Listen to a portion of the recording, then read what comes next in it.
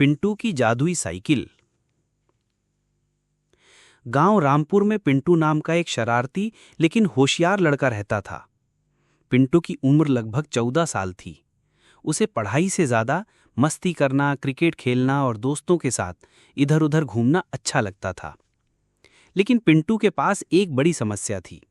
उसके पास साइकिल नहीं थी। गांव के बाकी बच्चे सुबह स्कूल जाने के लिए अपनी अपनी साइकिल लेकर निकल जाते, तो पिंटू को पैदल ही चलना पड़ता। कभी कभी वह किसी दोस्त से डबल सवारी में बैठ जाता, लेकिन इसके लिए उसे अक्सर डांट भी सुननी पड़ती।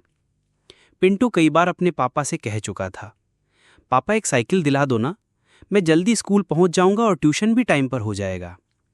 लेकिन उसके पापा, जो किसान थे, हर बार कहते, बेटा अभी फसल का पैसा आने दे, फिर सोचेंगे।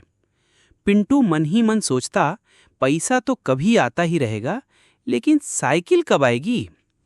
एक दिन पिंटू खेत के रास्ते से जा रहा था कि उसे एक पुरानी टूटी फूटी साइकिल झाड़ियों में पड़ी मिली। हैंडल टेढ़ा था, टायर पंचर थे और घंटी तो जैसे किसी ने चुरा ली थी। लेकिन पिंटू को लगा, वाह, साइकिल तो मिल गई, अब बस ठीक करनी पड़ेगी।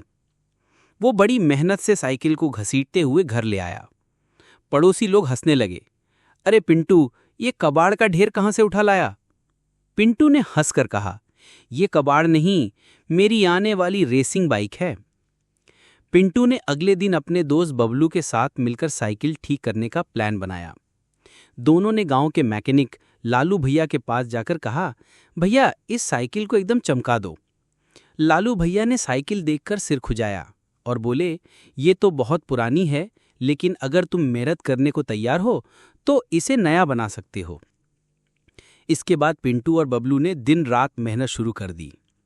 हैंडल सीधा किया, पंचर लगाया, चैन में तेल डाला और सीट पर पुराना कपड़ा चढ़ाकर उसे आरामदायक बना दिया। 3 दिन बाद साइकिल चमक उठी। भले ही वो नई नहीं थी, लेकिन पिंटू के लिए वो दुनिया की सबसे खूबसूरत साइकिल थी। अगले दिन पिंटू स्कूल जाने के लिए पहली बार अपनी नई साइकिल पर बैठा। जैसे ही उसने पैडल मारा, उसे अजीब लगा, साइकिल बहुत तेज चल रही थी। इतनी तेज कि पिंटू को लगा वो हवा में उड़ रहा है। रास्ते में जब उसने एक गड्ढे से बचने की कोशिश की, तो साइकिल खुद ब खुद बाएं मुड़ गई। पिंटू घबरा गया, ये क्या हो रहा है, साइकिल खुद चल रही है। धीरे धीरे पिंटू को समझ आया कि ये साइकिल अपने आप रास्ता पहचान लेती है और उसे तेजी से पहुंचा देती है। कुछ दिनों में गांव में चर्चा होने लगी कि पिंटू के पास जादुई साइकिल है। बच्चे कहते, वो साइकिल बिना पैडल मारे चलती है। बूढ़े लोग कहते, ये जरूर कोई टोना टोटका है। पिंटू भी मजे लेने लगा। कभी दोस्तों को बिना पैडल मारे घुमा देता, तो कभी साइकिल को ऐसे रास्तों से ले जाता जहां पहले कभी नहीं गया था। एक दिन पिंटू ने सोचा, क्यों ना इस साइकिल से मजाक किया जाए। वो बबलू को बैठाकर बोला, आज हम गांव की सबसे लंबी सड़क से चलेंगे। जैसे ही पिंटू ने पैडल मारा, साइकिल हवा से बातें करने लगी। लेकिन अचानक साइकिल सीधी खेत की पगडंडी पर उतर गई और तेजी से एक पुराने कुएं के पास पहुंच गई। पिंटू ने ब्रेक लगाने की कोशिश की, लेकिन ब्रेक फेल हो गए। दोनों धप से गिर गए।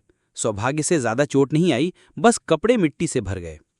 बबलू गुस्से से बोला, तेरी जादुई साइकिल हमें मार ही डालती। पिंटू हंसते हुए बोला, अरे भाई, मजा तो आया ना। कुछ दिन बाद पिंटू ने लालू भैया से साइकिल की कहानी बताई। लालू भैया मुस्कुराए और बोले, पिंटू, ये जादू नहीं है।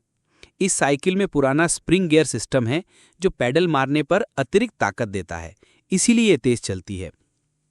पिंटू थोड़ी देर के लिए निराश हुआ, फिर हंस पड़ा, मतलब मेरी साइकिल जादुई नहीं, लेकिन सुपर फास्ट तो है। अब पिंटू रोज समय पर स्कूल पहुंचने लगा। पहले वो लेट लेट आता था, लेकिन अब मास्टर जी भी तारीफ करने लगे। गांव के बच्चे कहते, हमें भी ऐसी साइकिल चाहिए, और पिंटू गर्व से कहता, मेहनत करो तब पाओगे। पिंटू ने समझ लिया कि चीजों की असली कीमत उनकी चमक दमक से नहीं, बल्कि मेहनत और लगन से बनती है। नतीजा, एक पुरानी टूटी फूटी साइकिल पिंटू की सबसे बड़ी खुशी बन गई। उसने न सिर्फ साइकिल को नया बनाया, बल्कि खुद भी जिम्मेदार और समय का पाबंद बन गया। और हाँ, गांव में आज भी लोग कहते हैं, पिंटू की साइकिल भले ही जादुई न हो, लेकिन उससे पिंटू की जिंदगी जरूर बदल गई। और आपको हमारी वीडियो पसंद आए तो लाइक एंड सब्सक्राइब करना। Thanks for watching.